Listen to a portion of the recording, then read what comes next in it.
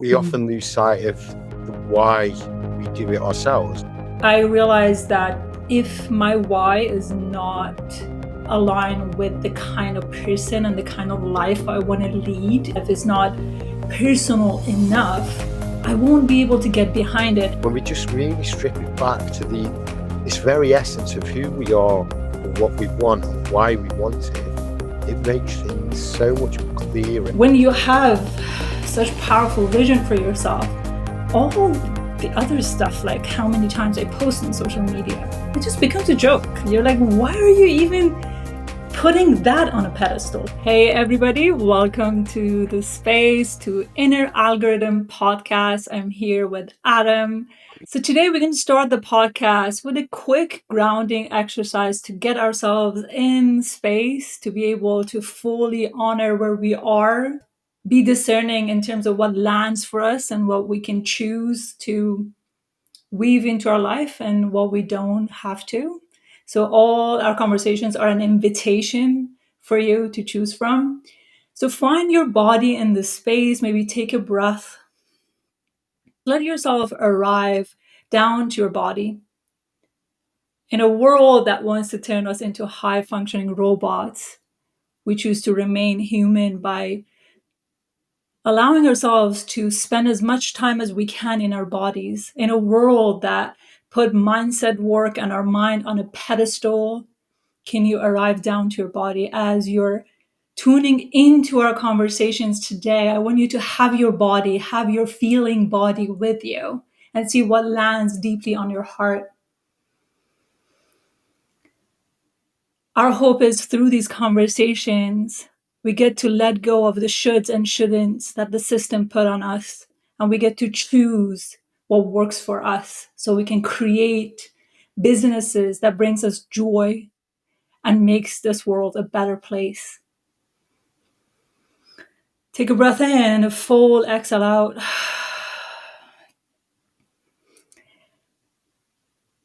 And hi, Adam. Welcome back, Hi. everybody. You feel more of your bodies right now as you're tuning into these conversations. Really can. How are you? I'm good. How about you? I'm good, thank you. Apologies if there's some background noise. I'm in the place where we first met. I'm back at Lloyds Bank on Market Street in Manchester, in their business hub there. So might be a little bit noisy behind me, but I apologise.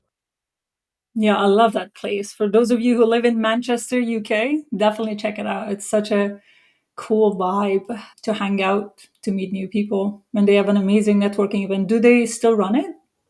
They do, yeah, every month. And the space, any small businesses in the Manchester area who want a bit of space where they can come and work, get out of the house. And there's a group of people that tend to be here on a regular basis using the free space here where you can walk. So yeah, it's a really good place to escape the four walls of home sometimes when you work for yourself. Yeah, beautiful. Adam and I were chatting before the call, and we were talking about how Adam had been meeting a lot of clients recently that they forgot why they started all of this. And I think we all can resonate with this as business owners, that we get so busy with the details of our businesses, with the groundwork, and we forget why we even started this. What is our deeper why? And both of us going to start by sharing our own whys. So then that might inspire you to reflect on what is your deeper why, because your marketing won't even matter if you forget where your why is. You become another slave to all the platforms, all the posting schedules, and not knowing why are you even doing this. So I'm wondering, Adam, what is your deeper why?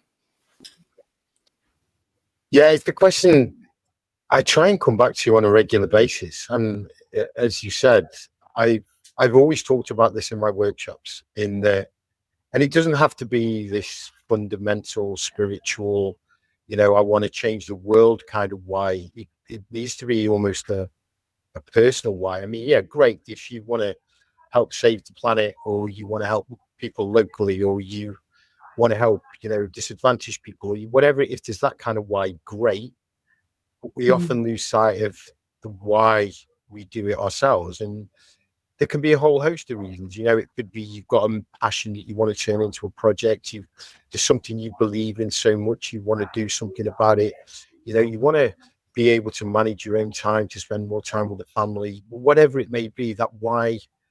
I think sometimes when you read some of the books and people talk to you about what is your why, they feel it has to be this, earth shattering kind of mind blowing thing that's going to make people go, wow. It doesn't have to be like that. It can be just as much as something that makes you excited to get up in the morning or helps you go to sleep at night because you've done some good that day. For some people, the why is making £1 million and selling up and moving to Spain, which is great. That's your why. For others, it's they just desperately don't want to work for somebody else. They want to be their own boss. But I've had a lot of people, it seems recently, I don't know whether that's because of the kind of turmoil of the past couple of years with cost of living crisis and pandemics and things, and just the whole unsettling nature of things, that they've kind of lost that why. And I've seen it a lot in a few consultations I've done recently, that people have struggled with why they with their marketing or the business overall, is because they've lost sight of the very essence of where this comes from. And my why initially was very much that I got a real buzz out of working one-on-one with small businesses. I'd worked for bigger corporations, I'd worked for the NHS, I'd worked for big private firms and things, and I enjoyed the work, but I was part of that corporate treadmill. And some days it was okay, other days though, it was that thing of you turned off the computer, you left the office, and there wasn't that sense of fulfillment for me. And I worked with some great people over the years and things, but I really get that thing out of seeing people who hopefully will take on board what I say in a workshop or my advice in a consultation, and then I see them grow both personally and as a business through hopefully the kind of advice that I've given them. I get such a buzz out of that. But I'm not able to sometimes grasp that myself. It's because we do get so bogged down in the day to day. We've got the end of tax year stuff to do. We've got family and friends to worry about. We've got, how we're going to pay the mortgage. We've got to get clients in. We've got to do the marketing. We've got to do the social media. We do lose sight of it, and I do as well. But when you actually sit back and go, why am I doing this? For whatever reason it is, it really does give you that extra boost and that extra push. And yeah, so much of what I do, I love that one-to-one working with small businesses and small business owners, especially when someone like yourself that's got such a passion for what they do. It's great to sort of like hold a hand and help them a little bit to get where they want to be and make this marketing world as easy as it possibly can be, so they can focus on what it is they're good at. So yeah, that was a very long-winded way of saying that's my why. What about yours? Wait for my long answer. I think originally when I started my business, my vision and my why was mainly helping people do XYZ.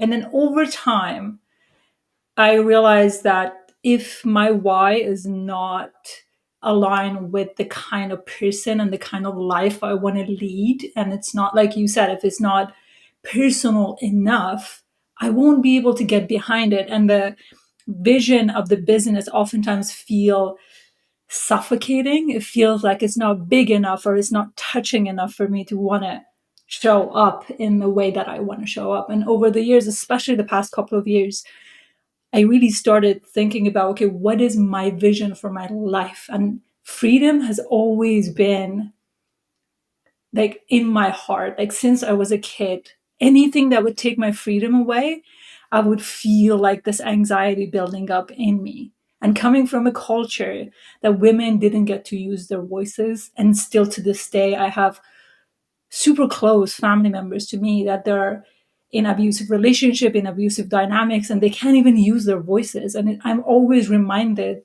that what a privilege it is to let my passion speak through me, not only for me, but for all the people that I know that they didn't get to ever use their voice. And then also like doing it for the generation that comes after me, that gonna have those grandmothers, those aunts and aunties, grand aunties, and then at least they have an example to see that this person has chosen to lead that freedom life of freedom and look up to me and be like, okay, I see an example, then she did it, then perhaps I can do it too. And when that shift happened for me, like I'm getting emotional now because it just like really changed everything that I do. Like my voice changed, the way I show up in the world changed because it's no longer about me helping. Yes, I want to help people become unconditioned and become who they meant to be in the world, but not just like a surface level stuff. Like I actually want them to strip away all the conditioning, whether it be through exercise, through breath work, through mindfulness practices, and being able to become themselves. Like I have clients, and it's been so interesting because over the past couple of years there has been a shift in the kind of client that I attract.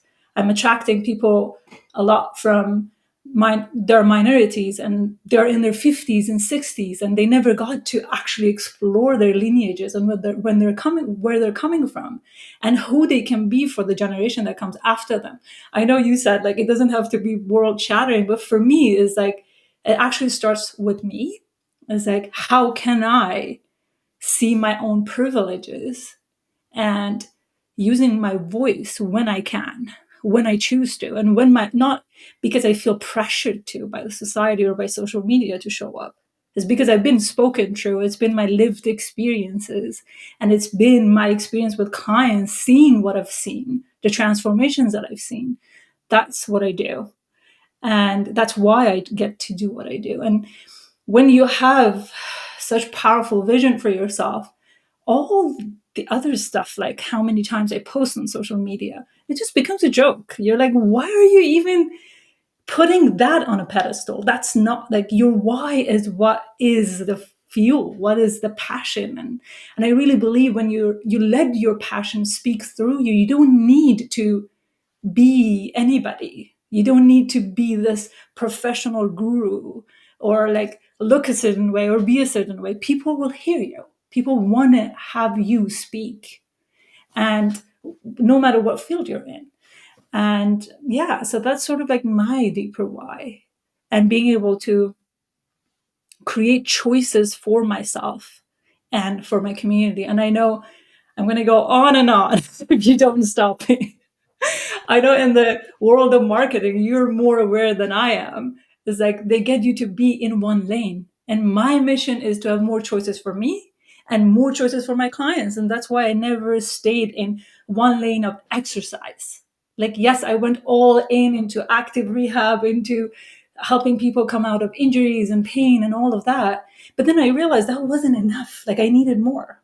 And that's when posture and embodiment and breath work and mindfulness practices, all of them came through because I realized I want choices for me and I want choices for clients as much as I want choices for all the women before me and after me.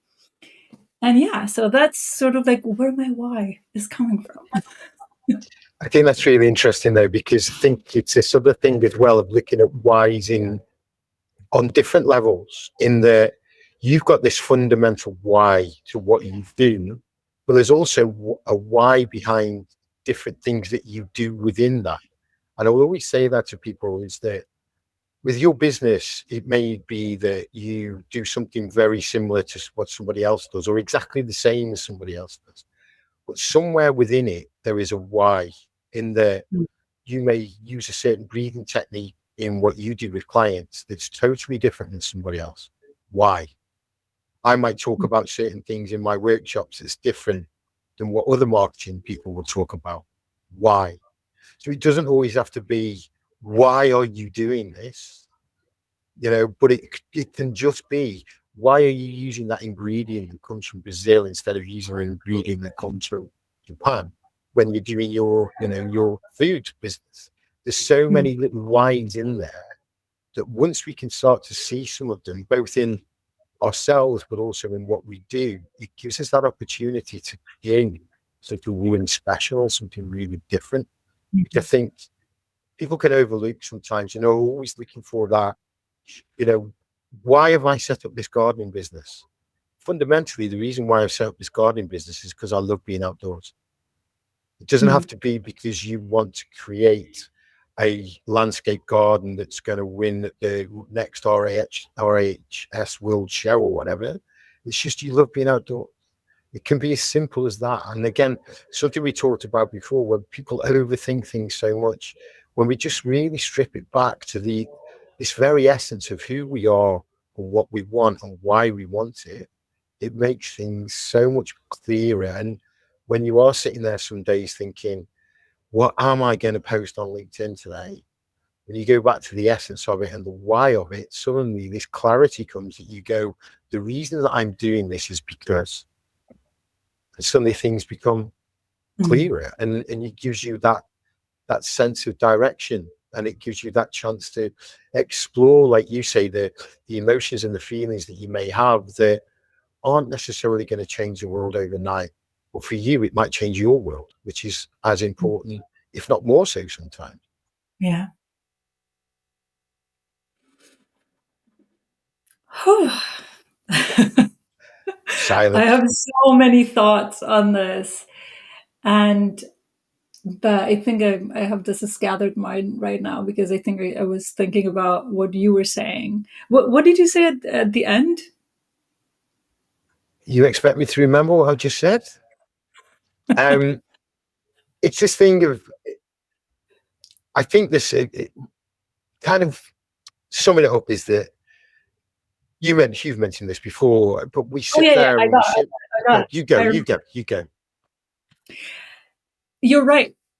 And the reason I feel like one of the problems that we have in the world, in the system that we live in, is we don't trust our desires. We don't trust our wants and needs. And we've been so conditioned to look outside of ourselves for permission slip, for ways we show up on social media, for ways we're talking about things, for the ways that we want to run our businesses, because inherently we've been conditioned and programmed to not believe ourselves. And that's how marketing people earn money off of us. And that's the truth of it. That's how everything works.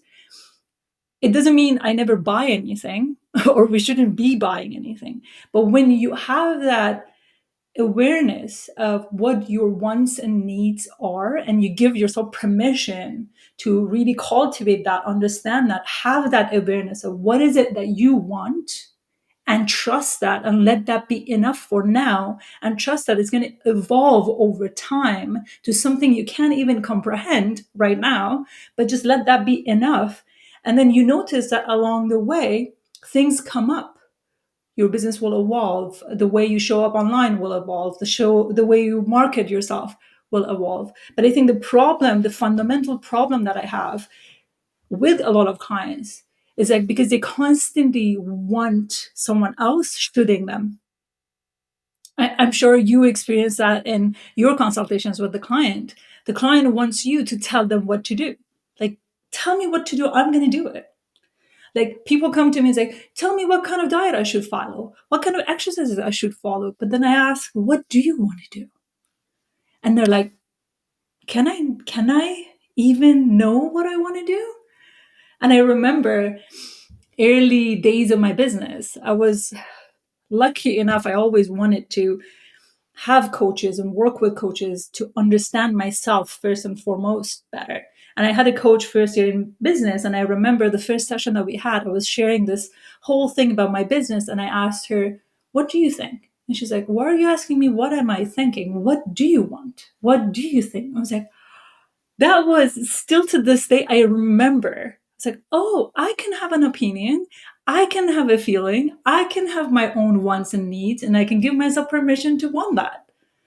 And I think in inner algorithm, if anything, it's like inner is like understanding what is it that you want and give yourself permission to let that be enough.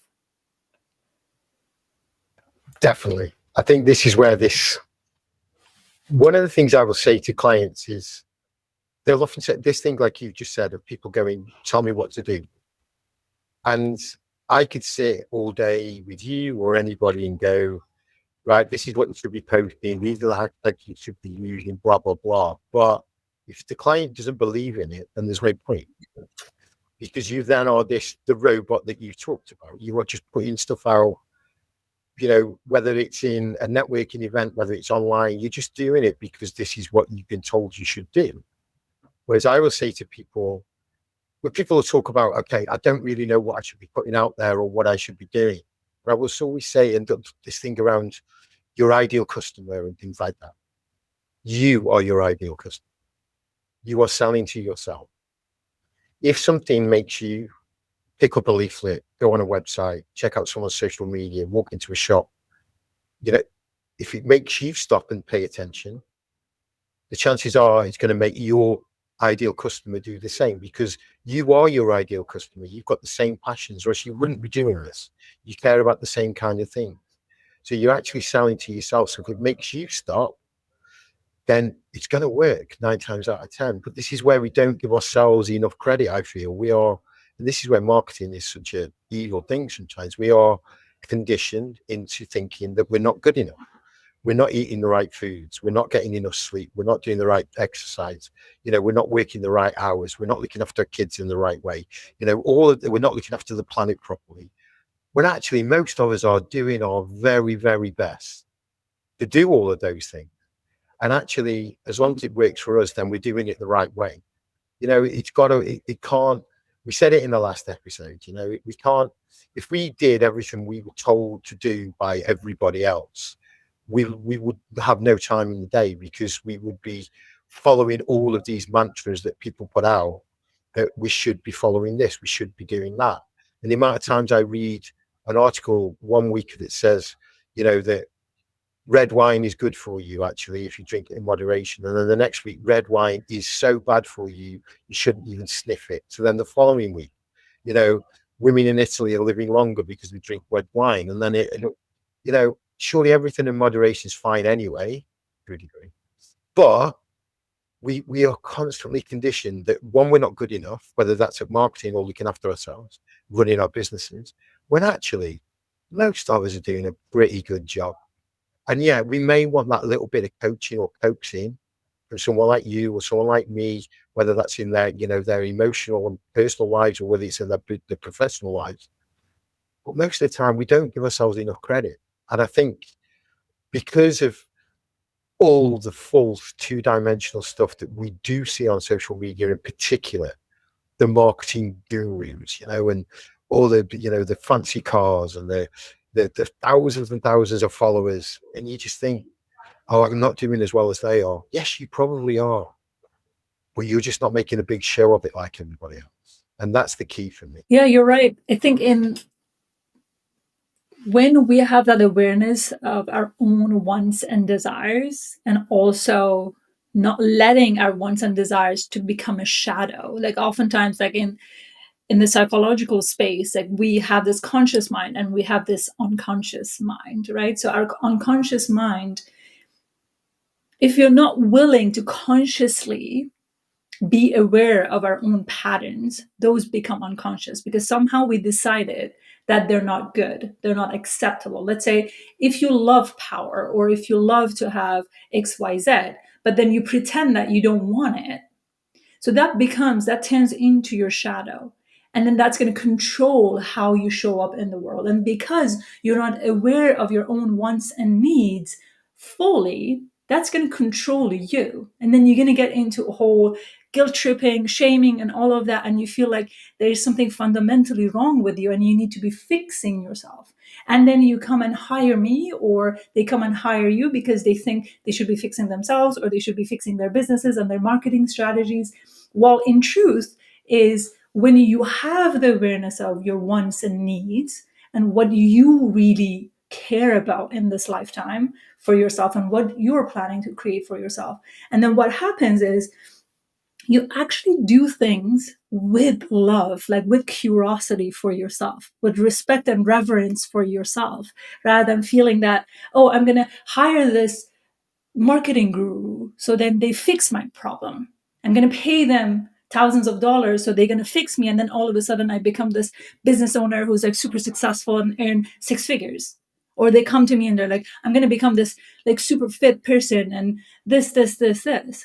Well, the truth is you haven't been aware of what you truly want, what you truly care for. And I think that that is what I feel like it's so important when it comes to marketing. Because if you're not fully aware, then you get into those marketing traps. You never make progress in your business because you're going to be showing up on one platform and burn yourself out and then resent the platform and resent all the audience and all the lack of engagement, all that, all of that. Yeah, and I think I was only asked yesterday by a life who said, I really don't get all of this, and will you run my social media feeds for me? And I said no. And she was like, yeah, but I'll tell me what it's going to cost and do it for me. And I went, no. And she was like, well, why? I said, because your business won't grow. Well, surely if you the expert are doing it for me, then it will. And I went, no, it won't, because I'm not you. I can't speak on social media with your tone of voice. I can't have your natural kind of way you talk about things or you approach things or your little quirks or no, I can't. I said, if you're a big corporate, maybe I could, because it's bland, two-dimensional marketing. It's please buy our latest can of fizzy drink. It's great. 68p. That's cheap for a can of drink. Anyway, I can't do it when it's on that level because I'm not that person. And I think this is the thing again of we're trying to project something that we're not. And it's this plays across all of it. And this thing that I'm such a keen advocate of thinking about these things in real life, thinking about how you would show up, like you say, in real life instead of showing up on the screen. And it works the other way as well. That people saying I'm no good at this and I can't do it. I only got 5 likes on my post yesterday. Imagine in real life if you were walking up and down Market Street in Manchester, someone came up to you and said, "Great job, you're looking amazing." 5 people came and did that to you in one day. You'd go, "Wow, what a great day." Because it's amazing if people make that comment. Someone does it on social media. Oh, they got 5 likes. But as I've said before, what if those 5 likes turn into 5 clients? And it's this thing all the time of, like you say, showing up, but showing up as you, especially when it's us that is the business, when we are the product, when we are the business, we are the brand. But show up with authenticity. Show up and be genuine. Don't show up being what you think other people want you to be or what other people in your industry are doing, because it's not genuine. And it's that thing of, I want to know who you are and what you like, and I want to see the genuine side of it, whether that's on social media or face to face, because that's how you're then going to grow your business, especially in industries, that we're in. Yeah, and I think what you said about the client that wanted you to do the marketing, right? And probably like normally with those kinds of cases, we can't generalize, but oftentimes what happens is they hire someone and nothing works out and they're disappointed and they're resenting and they feel like they're never going to be successful in that department. What they don't realize is actually they're not taking responsibility for how they meant to show up. And they avoid this long enough and they probably waste a lot of money, a lot of energy, and probably they will be taken advantage of.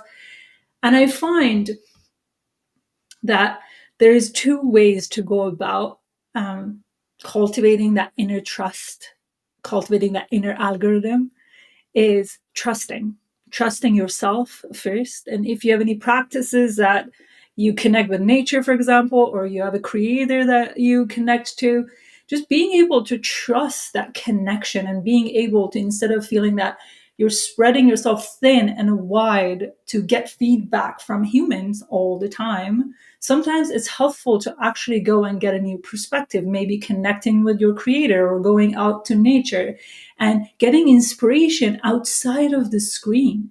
And I often find a lot of people are trying so hard, and I feel like trying and trusting are in opposition. When we trust, we soften, we relax. And even if you, let's say, if when we prepare for these conversations, right, both of us trust that in the dynamic, in the synergies that we create, conversations will flow. And every time we've proven that right. So if we were to try that, we would take that flow and that effortlessness out of it. And if we even want to look at it from an embodiment perspective, let's say if you think about, I'm going to make a post today, and you're all tied up, you're going for war, like your chest up, like let me prepare for a performance, right? Rather just softening and being yourself and trusting that whatever you have to say, even if 1% find that helpful, that you succeeded today. That's all you need. And then the way you show up is very different. You're not showing up to become someone else that you're not. You're showing up as you. I think this performative way of showing up or creating an archetype and like becoming this persona and the personal branding conversation, I think they all could be helpful way of looking at it, but only if you're able to highlight who you are, not highlight the things that you're not. That's going to be really taxing. And then we see everybody has imposter syndrome. Why? Because you're constantly trying to be someone else that you're not. So then the fraud will catch up with you. I'm not saying all imposter syndromes are because of that, but I feel like a lot of imposter syndromes could be prevented if we stop trying and performing, rather letting ourselves be and letting ourselves be spoken through. There are times that I don't even post anything because I feel like that flow is not happening naturally and I'm not going to make it wrong. And then I just sit in that silence, sit in that nothing coming through. And then oftentimes after that, I have these bursts of creative energies that I can ride with. And then I create content or material or resources a lot more fluidly in a shorter amount of time than when I'm trying, right? Definitely. I just think there's a story that comes to mind of you said about asking loads of people and getting feedback and everything else and doing what you think other people are expecting of you. Yeah, I think it was Henry Ford said, if I'd have listened to everybody that what they wanted, I would have created a faster horse, not a car. He's so right. If you listen to everybody all the time, and that trust thing is so powerful for me in so many ways, and trusting in yourself. And I did some work with a yoga instructor a couple of years ago, and she was really quirky and different in the way she approached the whole practice of yoga. And she got in touch with me because she was basically getting nothing from social media whatsoever, no interactions and things. I looked at her stuff, and she was trying to help people who were maybe new to the practice or had not done it for a while, or wanted it to get fit both mentally and physically. And every post of hers on social media was her in some ridiculously bendy pose. That it was really a professional had to do it. It just wasn't relatable to her audience. And I said to her as well, why do you do this? Well, that's what yoga instructors do. And I was like, well, you're different. You've got to, exactly like you said, you've got to trust in who you are. And I said, forgive me if this is a personal question, but do you go to the pub? And she went, yeah. I said, and what's your favorite kind of takeaway or fast food? She went, I love pizza. I said, do me a favor, this Friday, I want a picture of either a glass of wine or a bottle of beer, slice of pizza, put it on your social media, put it on your Instagram, let's see what happens. She's like, no, the yoga instructors don't do that. I said, no, have a bit of trust in me as well as trusting in yourself. Saw it on the Friday. She basically picture in the pub, pint of beer, big pizza. Her interactions went through the roof. And like you said it previously, she then started to attract the kind of clients she wanted that weren't going to take it too seriously or realize you could still, live life and, do those things. You could have a drink and, but still do yoga. And she trusted in herself, and it suddenly then opened up the floodgates, and she started, just things when she was out for a walk and, books that inspired her, things that really meant a lot to her. She then started to share, and it wasn't then just her, in some downward dog or lazy cat or whatever they're called. Just it was real. And again, it's that thing of reality, authenticity, and trust, which is so important. And I think, like you said, this is where the imposter syndrome stuff plays out. In that, once you start to believe and trust in yourself, I'm not saying that you won't get imposter syndrome, but for me, imposter syndrome in some ways is a fallacy anyway. In that, you walk into, again, let's take it back to the real life stuff, as I love doing. When you walk into a bookshop, a physical bookshop, you walk in there, you might have an idea of an author's head in your mind of whose book you want to buy. But when you walk into that bookshop and you're walking down the shelves of books, what's the first thing that catches your eye? It's the cover of the book. You pick that book up off the shelf, you flip the book, you read the synopsis on the back. At this point, you don't know whether that author has written one book or 20,000 books. You don't know whether they're in the Times top 10 bestseller list or if it's their debut novel. You have no idea.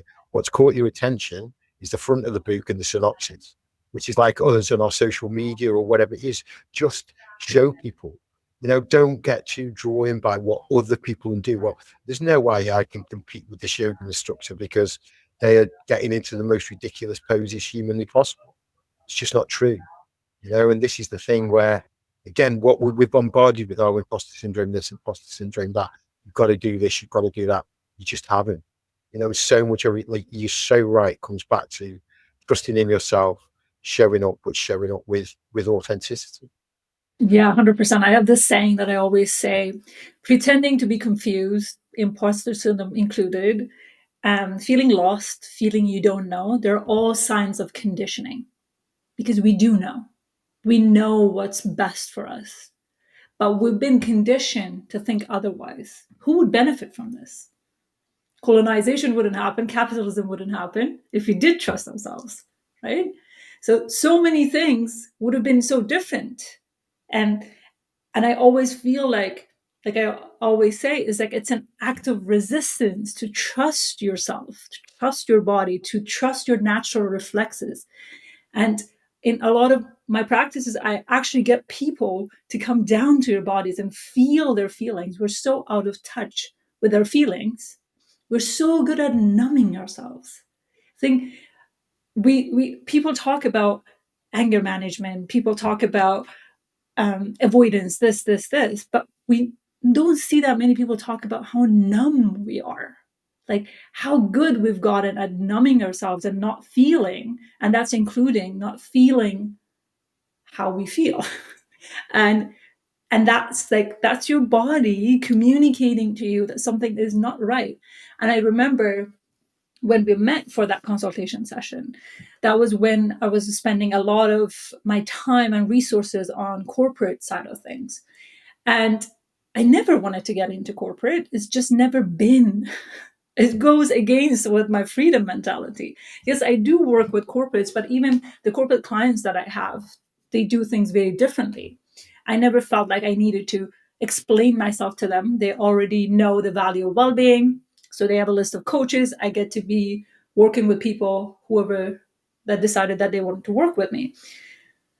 But then what did I do? Like I tried to put myself in this frame of thought that in order for you to have a sustainable well-being benefit well-being company, you need to be providing services to corporates. And what did that happen? Yeah, I learned a lot from it. I built a massive platform off of it. I recorded a lot of videos, I chatted with a lot of HR companies. I learned a lot from it. But the truth is, if I was discerning enough and my ego wasn't sold on this vision of, oh, I'm going to get all these corporate clients and then I'm going to be a well-being person who is rich. Did it happen? No, not really, because I always felt like I was wearing an outfit that wasn't me. I tried to really fit into that. And I remember when we had that meeting, you told me, oh, you need to be posting more about corporate stuff, bringing numbers and like talking about like different things. I was like, this is not me. Like I can't really do that. It just doesn't go well with me. And I remember I was already thinking about it, and that conversation was a catalyst. Not because you told me what to do necessarily, you told me what I could be doing. And what I could be doing was something that I wouldn't be willing to do. So that was my answer. It's like, okay, if I'm not willing to do this, then I'm not in the right place. Like I just need to change gears. And that was how I released all those videos to YouTube, and I decided to put my energy somewhere else. It was a difficult decision because I built a lot in 2 years' time and I put a lot of work into it. But sometimes you just got to make those harder decisions when you hear yourself loud and clear that you're not willing to do something. The other thing that often happens in our system is we put the tag of laziness on things. It's like, if, for example, I could hear my conditioned side tell me, oh, you're quitting too soon. You're not working hard enough. You should be meeting more people. You should be working harder on selling your package, this. But so often it's not about trying, it's about actually trusting. What is good for you is going to flow. Yes, you're going to be working hard at it, but it's going to have a different energy to it. You see the progress, you see the momentum, you see that the effort that you're putting in is being reciprocated. And yeah, just giving yourself permission to sometimes just delete some of the stuff Definitely. that doesn't. Yeah, I think this goes back though to what we started the conversation with, is around why. You didn't go into this to work with big corporates to become a millionaire. And to have loads of money. Your why, yeah, there's the emotional why, if you like, of helping people. But then there's the why of why are you doing this is because you wanted to move to a lovely little village by the sea and walk by the sea every day. So you've actually got two whys. Your why was never to make £1,000 a day working with corporates that have got no emotion to it. You were just basically churning out a script.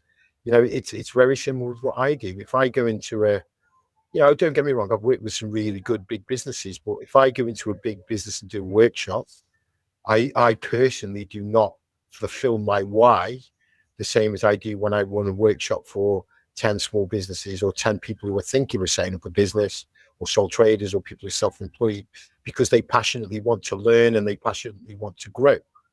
So I fulfill my why.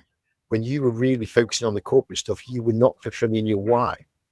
It may have helped to speed up that move to the village and by the sea, but your major why of helping people would not really be fulfilled. And that's again when we're showing up in a false place with a false persona, because that why is kind of gone.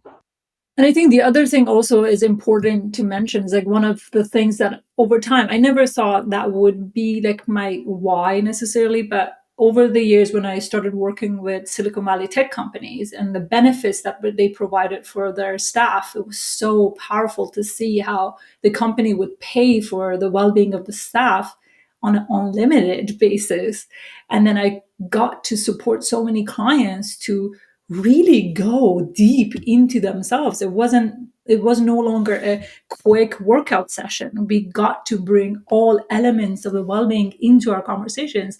And that was a click for me. It's like, wow, that would be really cool if I made my work accessible enough that someone else would pay for it. And then people can show up as many times as they wanted to. But obviously, with the UK landscape, it's a very different landscape than North America, and I'm still learning from it and trying to accept the differences. I couldn't offer that, but I thought an unlimited platform or unlimited access to a platform could do that. But I think in that why, I forgot my deeper why. I think that's why it's really important to have a why, because you are the anchor of your business. Your business own, like you are the column, you're the main part of the infrastructure of your business. And if you're not like having whatever goals and projects you have and it's not aligning with that, I think it's really important. Now it doesn't mean that that vision that I had was a wrong vision. Actually, like now doing YouTube, I'm still providing that accessible content. I do regular live on Insight Timer every Monday to set intentions for the week with people, and people come in regularly. So I still do that, but it also has that alignment with my deeper core why. I think when an idea or a breakthrough happens, I think it's good. Like those experiences with Silicon Valley tech companies really opened my eyes to the possibility of a widespread well-being support for employees. But I think I didn't let that sit long enough for me to let it be, calibrated to who I am as a person. And now I feel like for the first time, I'm actually like bringing that vision to life, but not through the conditional path of like, oh, now I got to go to corporate if I want to reach a bigger audience. And now my goal is to grow my impact and trust that when my impact grows, my business is going to grow. And for a long time, and I feel like a lot of people also in that headspace, and I think pandemic definitely did that to us. And I remember after pandemic, because we went through a lot of financial pressure, so many of us, we felt like we wanted to get to the money as quickly as possible, right? And then we forgot that sometimes you actually got to add value. I think I pulled all my resources from the places that I could add value. I could show up, I could drive impact, because I wanted everything to translate into money straight away. And then it took me a bit of a time to be like, actually, no, like before in the past, I didn't do that. I didn't do it like that. I never had a direct sales strategy. I always focused on my impact, and sale got attracted to me as a result of that. And I think sometimes also like knowing where your actions are coming from, scarcity mindset, and where is it that you can, broaden your perspective a little bit and check in with the new breakthroughs and understanding that you've got with the core fundamental why that you have deep inside. Which goes back to one of the things you said at the beginning. One of the things that really struck me from our first chat was that thing about, when the world wants to turn you into a high functioning robot, remaining human is an act of bravery, which I just think is beautiful, and it is just so true. And yeah, that's gonna go. I'm gonna steal that in one of my workshops. I'm gonna have to do it. Yeah, totally. I think we've chatted a pretty long time today, and we covered a lot of different scenes and a lot of different conversations. And I really appreciate these conversations. I feel like every time I get a lot out of it. And I hope our audience also enjoy these and they get to have some breakthroughs, some deeper understanding of themselves. And before we wrap up today's session, I want you to check in with your body and see where this conversation landed for you. Was there any nuggets that you want to carry with yourself? Hopefully not in the mind to keep going back and forth on it or adding another should to your should list or shouldn't list. Rather, just really tapping into your inner algorithm and trusting that your inner algorithm is going to blow up the outer algorithm if you let it, if that's what you want. And blow up could feel and be different for every single one of us. And just trust yourself, friends. And yeah, so anything that you have to add, Adam?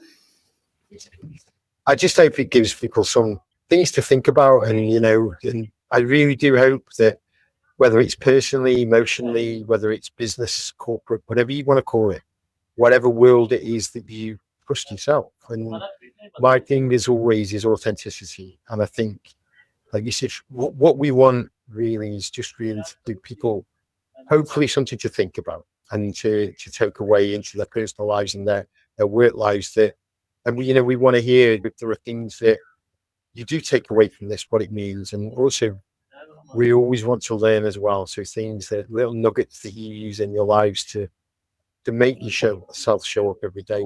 We want to hear all about it. And if there's things you want us to talk about in future episodes of the Inner Algorithm, then please do let us know. Yeah, thank you everybody for joining us. And if you want to reach out directly to me and Adam, you can find us for me on LinkedIn and YouTube, and for Adam on LinkedIn and Instagram, correct? Correct. Cool. So we are always happy to hear from you. If you've got anything out of this conversation, please let us know, and we'll see you next time. Bye. Take care, everybody.